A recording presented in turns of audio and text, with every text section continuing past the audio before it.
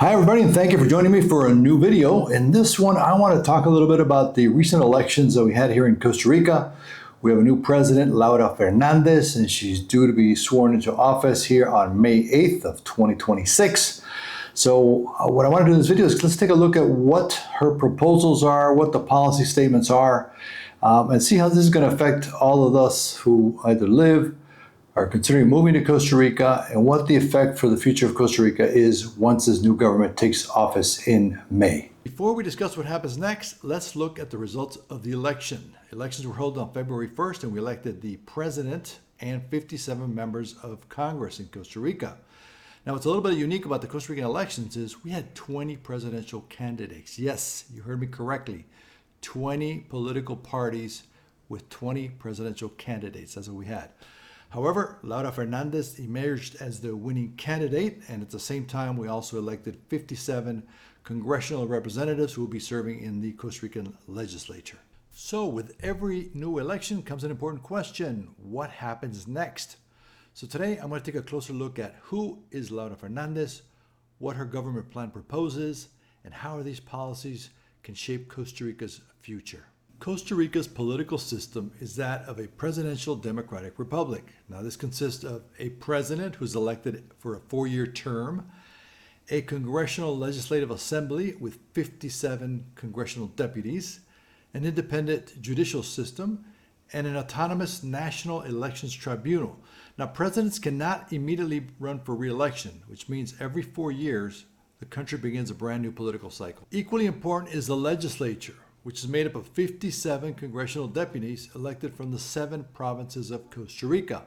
Now, of the 20 political parties that were seeking representation in the legislature, only 5 of these parties ended up with legislative representatives. And the political party of Laura Fernández, the president-elect, her political party called Partido Pueblo Soberano, was able to get a majority of seats in the legislature.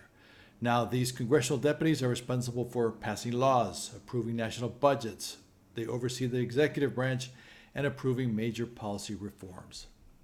Laura Fernández comes to the presidency with experience in Costa Rica's public administration and policy development. She is the current equivalent of a chief of staff of the current president, Rodrigo Chavez.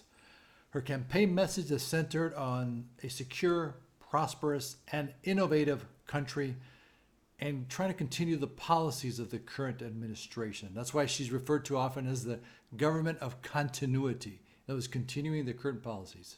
If we take a look at her government plan, which is generally published during the election campaign, it is organized around several major pillars. So, for example, the document focuses on economic development, security, social progress, environmental protection, and Costa Rica's position in the international context. So let's take a little bit closer look at each one of these so we can get an idea of how this government is going to focus, how it's going to affect the lives of those considering living, investing, or moving to Costa Rica. Now, one of the central themes of the government plan is going to be on strengthening the Costa Rica's economic competitiveness.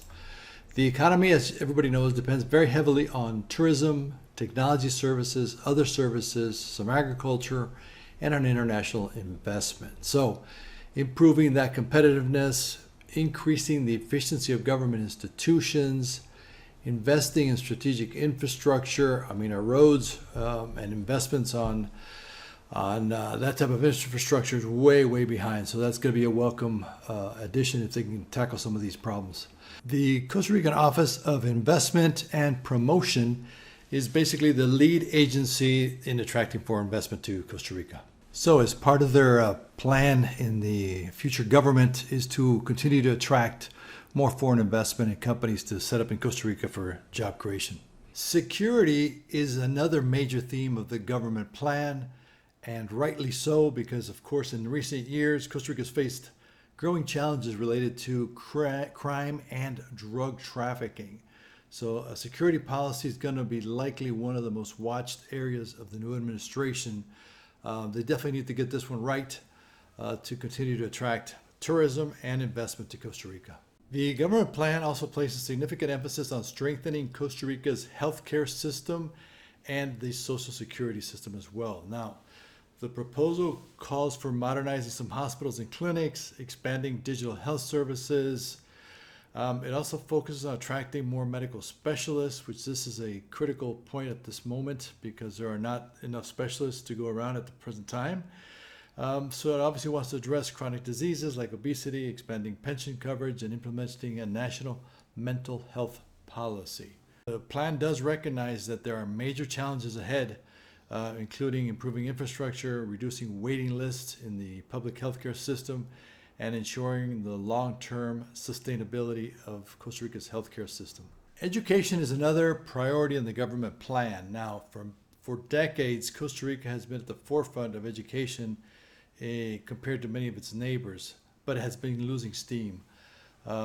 This new government recognizes that the education system has suffered significant setbacks, particularly in math and reading. So now the focus is to turn to things like STEM education, training, a little bit more expanding technical and vocational programs. So that's what they're addressing in their government plan.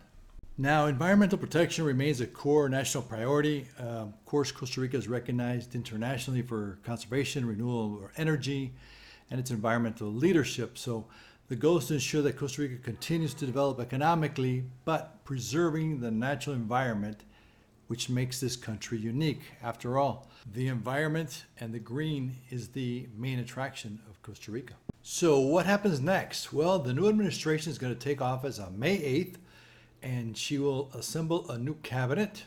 She will need to work with the Legislative Assembly. Now, this has been a major challenge for the current government, who had a very divided legislature. Now, Laura Fernández has a much different situation because her own political party has the majority in the Congress as well. So only time will tell if this is going to be able to allow her to translate those campaign promises into actual results for the population. Let's take a quick look around the globe and see what the international media is saying about the new presidency of Laura Fernández in Costa Rica. So if we look at the British BBC, it says Costa Rica's newly elected president promises tough approach on crime. CNN calls her a right-wing populist. Fox indicates Costa Rica swings to the right as voters embrace tough on crime leader among surging violence. DW German News says conservative Laura Fernández wins the election. And the Wall Street Journal describes it as Costa Rica elects a conservative as Latin America shifts to the right.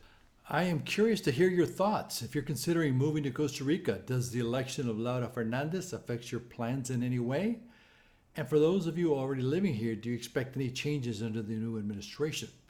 Share your thoughts in the comments below. I'd really like to hear your perspective. And if you enjoy this type of content about Costa Rica, don't forget to subscribe. Thank you for watching and see you here on the next one.